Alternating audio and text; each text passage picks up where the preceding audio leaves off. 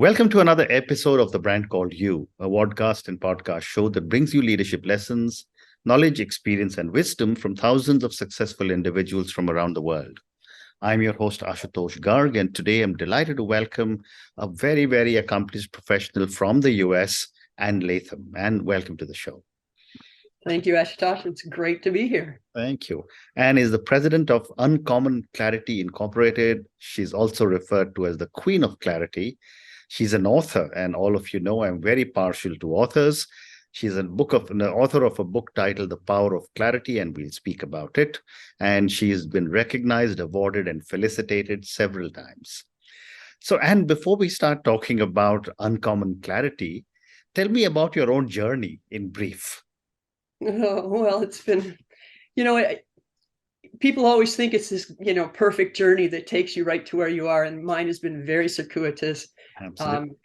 I started off following the path of least resistance, and fun, least resistance and fun. So I majored in mathematics, and then I did a bunch of odd jobs. I taught for a little while, and then I think it was my best friend who connected me with an honest to goodness at a desk corporate job. And I loved it. I thought I was giving up all my freedom, but it turned out to be a lot of fun. So I was a software engineer for many years, and then I sort of came up through the ranks and got into management and eventually into a role where I was solving cross-divisional, cross-functional problems that the CEO couldn't find anyone else to take care of. So that was a fabulous experience because it got me involved with so many different aspects of the business. It got me working with so many different kinds of people. And it also helped me realize that my skills that had been technical were highly transferable. So from there, I one day decided I wanted to consider starting my own business. I read a book called Getting Started in Consulting by Alan Weiss. It terrified me to no end, but it included, it's a great book because it's very systematic. And I thought, if I do these things one at a time, I can do these things. But before I quit my corporate job, I asked everyone I'd worked for, all my peers, my boss, everyone I could think of, what is it that I do exceptionally well that is most uncommon? And I got these wonderful responses, and they all came back to, I take in massive quantities of information and I cut to the chase. I find the kernel. I find the most important part. I get everyone on the same page. I move things along in great fashion. And it was like, oh, wow, this is great. So from that, I decided to call my company Uncommon Clarity, which was another terrifying thing to do because I was sure that the first time I told someone that was the name of my company, that nothing but sheer gibberish would flow from my mouth. But that's what I did. And the rest to say is history. Yes. Wonderful. I love the way you just so easily said maths was the path of least resistance and fun. And I was just thinking, for me, maths was the path of maximum resistance and least fun. But coming back to Uncommon Clarity now I understand the background of the word Uncommon Clarity. What is the kind of work you are doing at Uncommon Clarity? Well, it's funny because I started off trying to, sell clarity. And I discovered that people would say, oh, Uncommon Clarity, we could use some of that. But you know what? There's no urgency there. People don't really know what clarity is. They don't have a sense of what's missing. Everyone knows clarity is a good thing, but people mostly think they're a lot clearer than they think they are. And they assume that they are clearer than everybody else, but no one really knows where they are. So as a result, I did a lot of strategic planning. I actually started off doing a lot of operational improvements, process improvements, and team effectiveness, that kind of thing. And then I discovered, as I started working in some of these companies, it's really, really hard to help people improve what they're doing when they're not sure what their priorities are and what they want to be doing. And that's how I got into strategic planning. So I ended up doing a lot of strategic planning, and that was probably my favorite thing. Wow. That and just facilitating groups that would Mm. oftentimes start out butting heads, and I would get in there and do what I do, create the clarity, get everyone on the same page and move them forward. Amazing. So yeah, but in the meantime, I was writing about clarity. Mm. What I wanted to write about is how to create clarity. How do Mm. you get clear? How do you know how clear you are? Mm. Amazing. And you just mentioned about people defining clarity. I wanted to ask you, how do you define clarity? Well, I define clarity on a very simple basis. Wherever you are, do you know exactly what you're trying to accomplish, how you're going to get there, with whom, how well, and do you have what you need around you so you can focus and get it done? So I define it on a small basis in terms of being able to move things forward. However, you can take that to the largest scale as well. Are you really clear about what you're trying to accomplish? Do you know how you're going to get there? Are you process focused enough so you're not just wandering in the breeze? You actually intentionally are moving things forward. Amazing. And are people born with this ability to have a lot of clarity, or can you be trained to develop a sense of clarity? I think that maybe because I was a math major and all, that there was some natural clarity there because I'm very logical. But I also think anyone can learn to be clear. And when you think about all of the things that we've been taught, we haven't been taught how to create clarity. We really haven't. And I talk in my book about how if you look at all the process improvements and everything we've done to improve what goes on in businesses, it's all been focused on our production processes, whether you're a factory floor moving raw products through to finished goods, or whether you're a bank moving loan applications through to loans, or maybe you're a moving company moving trucks.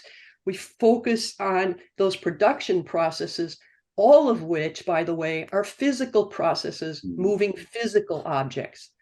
And the problem is that especially in larger companies, as soon as you get away from the production workers, the people on the factory floor, you're talking about people whose jobs are not to move physical objects. Their jobs are to move cognitive objects, things like ideas, strategies, decisions, plans.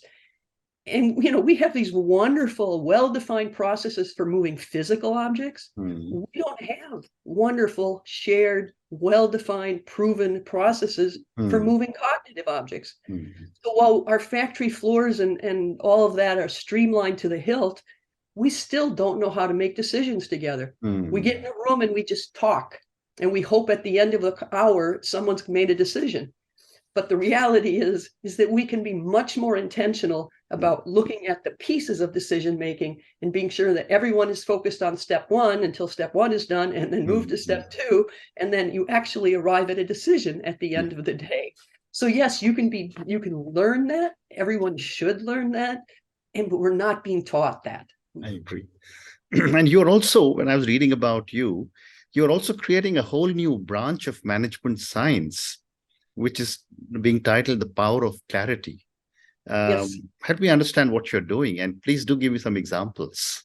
Yeah, well, it's what as I was just saying, most of management science and all the improvements of the last many decades have been focused on these physical processes and physical objects.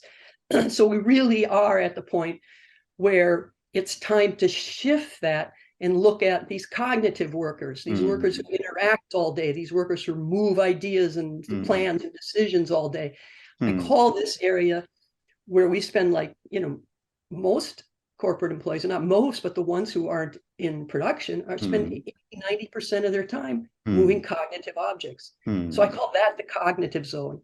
Okay. And it's time to focus on our cognitive uptime, not just our production uptime. Our cognitive uptime probably runs around 20%. When I ask people, what part of your workday would you say you are really, truly ultra productive? They usually say it's a couple hours. And that's sad, but we could be really productive. So let me give you one example. Yeah. Take meetings, for instance. Everyone knows that meetings accomplish far too little for the amount of effort invested Correct. and the time invested. Correct. Yeah. And so the problem is that, excuse me. So the problem is that we create agendas for meetings. Mm. We have all kinds of rules for meetings, things like, time frames for each item, locking the door when you get in, taking away cell phones, who knows, all kinds of crazy rules. No chairs. Let's all stand up and be uncomfortable. That'll help us think better. Yeah. Yeah. Yeah. So the problem is, though, that most meetings are unsuccessful and accomplish very little because no one decides ahead of time what must be different when we are done. Correct. What tangible cognitive objects will we have walking out that we don't have going in? Most agendas are filled with what I call treadmill verbs. Correct. So think about what you see on agendas: review, report, share, communicate, update. All of these verbs are treadmill verbs because you can do them forever. You can report forever. There's no way to know when you're done. You can review forever. You can just keep reviewing forever. But if you shift from treadmill verbs to destination verbs, verbs like decide. When you make a decision, you know you're done because you've made a decision. Yeah. You create a plan. You know you're done because you've got your plan. And the good news is that there's only 6 destination verbs and there's dozens of treadmill verbs. So anyway, you asked, my new branch of management science is to focus on the cognitive zone, to look at those activities that are necessary for moving cognitive objects, strategies, decisions, plans, problems, and bring the same level of efficiency to those that we've brought to physical processes. And get our cognitive uptime up where it belongs. Why do we tolerate a cognitive uptime of 20% when we won't, our production lines they want 99.9% uptime for production lines. Why are we doing this? Well said. And just as an aside, what are these 6 destination verbs?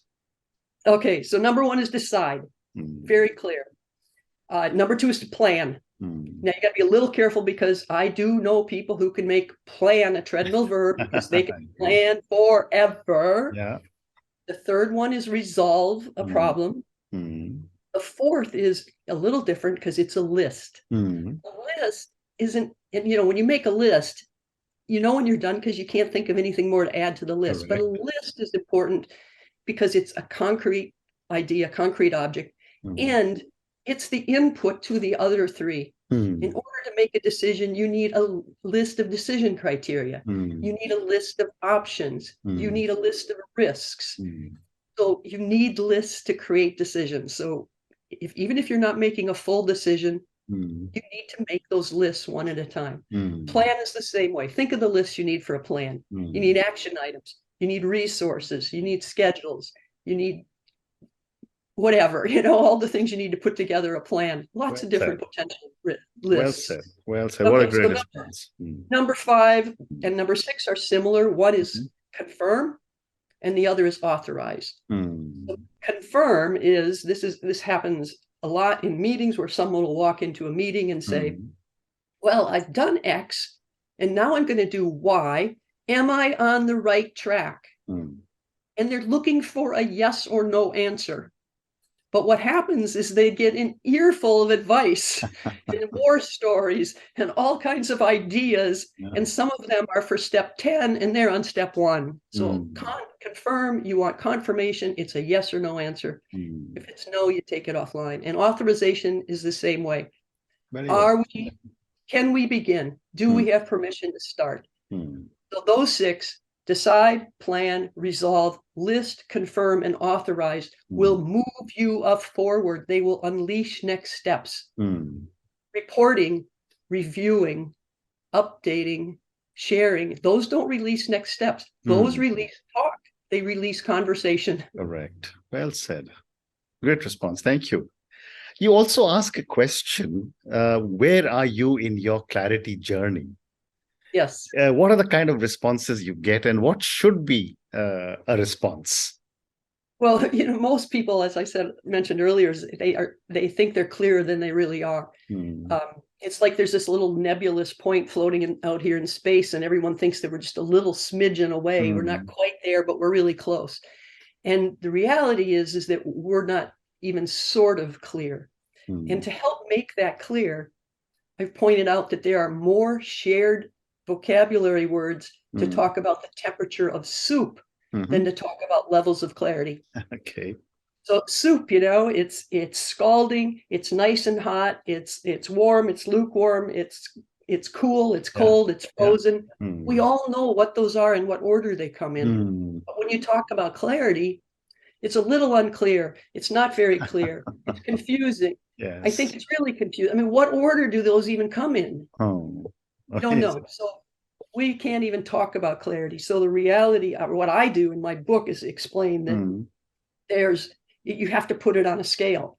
So since people think they're clearer than they really are, I call one end of the spectrum uncommon clarity, because not very many people will say they're uncommonly clear. And on the other end of the scale, I've called that disclarity, the complete lack of clarity. I got really tired of typing lack of clarity when I was writing my book. So that's disclarity. Okay. And as soon as you start looking at specific examples, you say, okay, are we closer to the uncommon clarity end of the scale or the disclarity end of the scale? Then people start going, ooh, we're way down here on the disclarity end. And so you said, when I ask people, where are you on your clarity journey? They start out by saying, well, I think we're pretty good. We could be a little better. But the first chapter of my book is called We Aren't as Clear as We Think We Are, and it is costly. And when people read that and start reading of the examples in there, they realize that, oh my goodness, we really are unclear. Our natural state is disclarity, not clarity somewhere over on the other end of the spectrum. Amazing. So we've already started talking about your book, but before I ask you the next question, let me ask you, is this book available on Amazon? Absolutely. Okay, so I'm going to ask all my viewers and listeners to go and check out Ann Latham's book, The Power of Clarity, Unleash the True Potential of Workplace Productivity, Confidence, and Empowerment. And she's showing it to us now. There it is. Thank you, Ann. So go and check it out. I'm going to check it out myself as well. So let me then now ask you my next question, that, you talked to me about the clarity scale, unclarity on the other end, probably the other end of the scale. At what level of an organization should the process of clarity begin? Oh, that's a great question. So it can begin in a lot of places, but let's face it, the person at the top, if they are clear, it'll have the biggest ramifications. But the problem is that a lot of those people on the top are promoted to their positions because they probably have some natural clarity. Not all of them, not some of them don't at all, but some of them have some natural clarity. But they don't know how clear they are. They certainly don't know how to teach other people to be clear. They tend to think, well,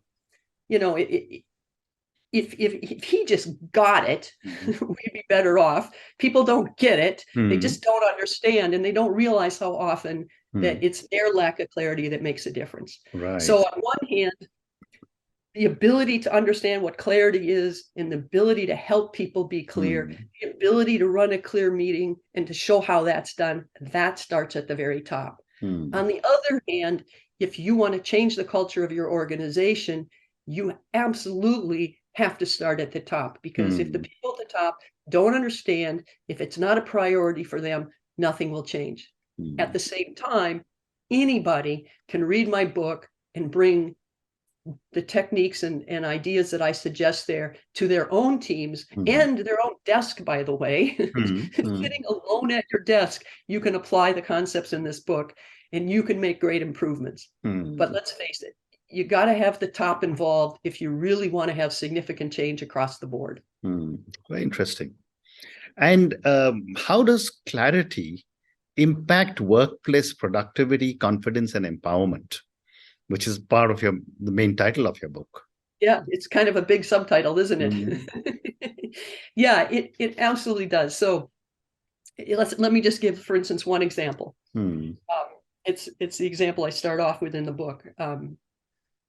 A brand new director at an organization, it was a large healthcare organization, was a marketing director, had a meeting with her boss, who was an executive, and said, we have this idea to put sun cream dispensers in public parks with our branding on it. So I want you to look into that. So the brand new director goes off. She wants to impress her new boss. And so she and her team put together, do a lot of research, put together a recommendation. They looked into what had been done in the past. What are the legal requirements for putting sun cream dispensers in parks? What would the maintenance costs be like? What about the installation costs? How would they run this program? So they put together this tremendous report, came back with their recommendation 3 weeks later, and the VP just rolled his eyeballs. He didn't want a report. This suggestion came from another VP, and all he wanted was a gut reaction so he could tell the other VP that it was a stupid idea. Okay. So let's start out talking about productivity. We lost 3 weeks of a team of 4 or 5 people who could have been doing something else. We lost 3 weeks of time as well. Okay, let's talk about confidence. What do you think happened to the confidence of that new director? Absolutely. It was trashed. How about the confidence that her team had in her when everything just went in the trash? It was destroyed. How about the confidence that the boss had in the new employee? It was trash. So trash that she contacted me, hired me to coach this new director and help improve her judgment. Her judgment was, the request to go look into this was the most ridiculous. I mean, talk about disclarity. There's no clarity there. None. Zero. Absolutely. And okay, talk about empowerment. Had this boss been, completely clear about what was needed, what would success look like, what would be different when you're done, to her new employee, her employee would have known exactly what she needed to produce. Her team would have known exactly. Everyone would have been empowered to do the right thing and get it done in a timely fashion with confidence and speed. So you get it all through clarity. And that's just one example. Very interesting. Fascinating. I have time for my last question now, Anne, and this is for the many, many people who will listen to our conversation. Based on your amazing journey and all your research, you being the queen of clarity, what would you say are 3 lessons or learnings you want our viewers and listeners to take away? Phil, where to start? Well, on the topic of clarity, I say, read the book, because you're not as clear as you think you are. Absolutely. You can't fix a problem unless you can see it. Yeah. So you have to start seeing the disclarity around you. And I'll warn you, once you start seeing it around you, it's going to drive you absolutely crazy, because you can't always fix it all by yourself. But once you start seeing it, you have a chance of doing something about it. So you have to start seeing that disclarity. In terms of improving the problem, the next 2 most important things is simply be more specific. Be really specific about what needs to be different when we're done. Whether you're giving someone else direction, be specific. Or what if you're just sitting at your desk and you're trying to get some work done? Ask yourself, what needs to be different when I'm done 10 minutes from now? Correct. An hour from now, by lunchtime? What will I have at the end of this time period that I don't have going in? Because a lot of times we go in and we just kind of start, I call it wandering in. We go in and we just start doing things, and we're not clear very specifically about what needs to be different when we're done. And the third thing is pay more attention to process. Hmm. I talk about process clarity a lot in the book, but Yeah. this is akin to being specific about what needs to be different when you're done. And I maintain that every significant accomplishment to a tangible cognitive outcome is a series of intermediate tangible cognitive outcomes. Mm-hmm. So before you dive in, what does that series look like so that you can be sure that you're starting on the first step and moving things forward one step at a time? How interesting. And on that note, Anne, and your incredible 3 learnings or lessons, which of course start with read the book. First one is you can't fix a problem till you see it. Be more specific in whatever you are expecting when you're talking about clarity. And third one is pay more attention to process. Thank you so much, Anne, for speaking to me. What an amazing conversation I've had with you on clarity. I think I'm much more clear about a lot of things that were jumbled up in my own mind. Thank you also for talking to me about your own journey and what took you down the path of clarity and all the amazing stories that you told us about how you have actually helped people to seek the clarity and move from the scale of being completely what you would call unclarity to a much better to a different scale altogether. Thank you again, and good luck to you. Thank you. Can I make one comment? Yes, of course. I actually have a new book that's just come out yesterday. It's called The Disconnect Principle. Yeah. And it is also available on Amazon. And I got a wonderful call last night that said, "Oh my God, I didn't think you could write another book as good as The Power of Clarity." Wonderful. So that's the second book. That's the second book that we must all check out. And sometime maybe we come and speak about The Disconnect Principle. Thank you again. Thank you. Thank you very much. Thank you for listening to The Brand Called You videocast and podcast, a platform that brings you knowledge, experience, and wisdom of hundreds of successful individuals from around the world. Do visit our website www.tbcy.in to watch and listen to the stories of many more individuals. You can also follow us on YouTube, Facebook, Instagram, and Twitter. Just search for The Brand Called You.